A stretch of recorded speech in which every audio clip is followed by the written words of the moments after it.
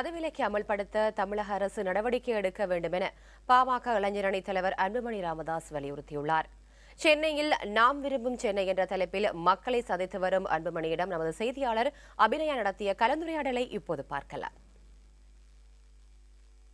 இந்த நாம் விரும்பும் சென்னை இந்த திட்டம் இதோட நோக்கம் என்ன? இது எந்த வகையில தேர்தலை நீங்க சந்திக்கிறதுக்கு உதவும் நினைக்கிறீங்க?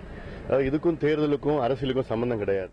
பசுமை தாயகம் சார்பிலே நாங்கள் சென்னை மக்களை சந்தித்து இன்று அதாவது 22, 23, 24 இந்த 3 நாட்களில் சென்னை பெருநகர் பகுதியில் மெட்ரோபாலிட்டன் பகுதியில் மக்களை சந்தித்து கருத்துக்களை கேட்டு அவர்களை குறைகளை கேட்டு நாங்கள் அதை இறுதி ஆவணமாக இந்த ஆவணம் ஜனவரி மாதம் 9ஆம் தேதி இதை நாங்கள் வெளியிட்டிருக்கிறோம். இது வரைவு நாம் விரும்பும் சென்னை, இந்த சென்னை வி வாண்ட், இதுதான் பிரச்சாரம்.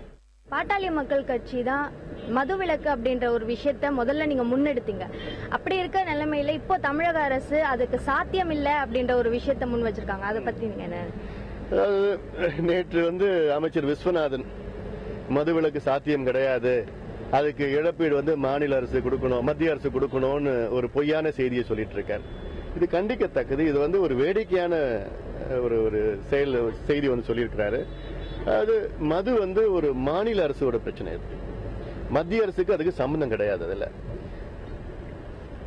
கேரளாவில் மது விலக்கு கொண்டு வந்திருக்காங்க படிப்படியா, ஏன் தமிழ்நாட்டில் கொண்டு வர முடியாது? கேரளாவும் இந்தியாவில் தானே இருக்கு, பீகார்ல கொண்டு வராங்க, அடுத்த மாசம் கொண்டு வராங்க, அதுவும் இந்தியாவில் தானே இருக்கு, குஜராத்ல கொண்டு வந்திருக்கிறாங்க, மிசோரம் நாகாலாந்துல வடகிழக்கு பகுதியில் கொண்டு வந்திருக்கிறாங்க, ஏன் இங்க தமிழ்நாட்டில் கொண்டு வர முடியாது? ஆக இவர் சொல்ற காரணங்கள்லாம் வேடிக்கையா இருக்கு.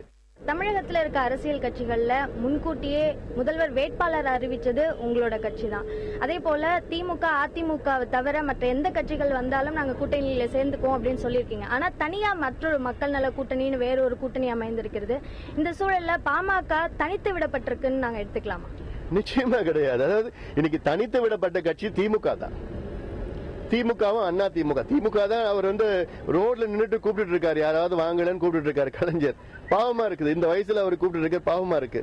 எங்களுக்கு எங்க மேல நம்பிக்கை இருக்கு, மத்த எந்த கட்சிக்கும் அவங்க மேல நம்பிக்கை இல்ல. அதனாலதான் கூட்டணி இங்க போறாங்க, அங்க பேரம் பேசுறாங்க. விஜயகாந்த் எடுத்துங்க, விஜயகாந்த் பிஜேபி கூட பேசிட்டு இருக்காரு, பிஜேபி எதிரி காங்கிரஸ் கூட பேசிட்டு இருக்காரு, காங்கிரஸ் எதிரி கம்யூனிஸ்ட் கூட பேசிட்டு இருக்காரு, கம்யூனிஸ்ட் எதிரி திமுக பேசிட்டு இருக்காரு, திமுக எதிரி மதிமுக பேசிட்டு இருக்காரு.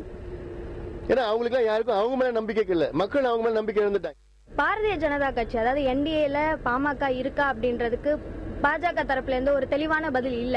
நீங்க அந்த பதிலை தெளிவா சொல்ல முடியும்? அது நான் பல முறை உங்களுக்கு தெளிவா சொல்லியிருக்கேன். நான் பாஜக எங்களுடன் வந்தால் மகிழ்ச்சி, வரலனால எங்களுக்கு ஒன்றும் பிரச்சனை கிடையாது.